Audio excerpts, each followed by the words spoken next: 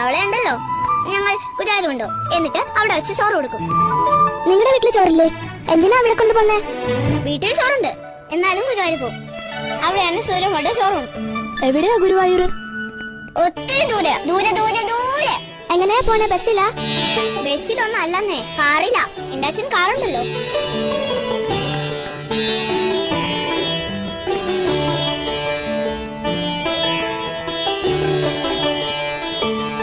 ഈ ചോറുണ്ടെന്ന് വെച്ചാ എന്താ ജാനിക്കുട്ടി? അതോ, ചോറുണ്ടെന്ന് വെച്ചാൽ ചോറും സാമ്പാറും തൈരും പപ്പടവും എല്ലാം കൂടെ കുഴച്ചുരുട്ടി സൂര്യമുൾക്ക് തിന്നാൻ കൊടുക്കും. അതാ. അതിനാണോ ഗുരുവായൂർ പോന്നേ? ഇവിടെ കിട്ടില്ലേ ചോറും പരിപ്പും പപ്പടവും? ആ, എനിക്കല്ല, സൂര്യമുൾക്ക. അവിടുത്തെ ചോറാ അവൾക്ക് ഇഷ്ടം. ആണോ? എന്നും അവിടെ കൊണ്ടുപോവോ ചോറുണ്ണാൻ? എന്നും കൊണ്ട, ഒരു പ്രാവശ്യം.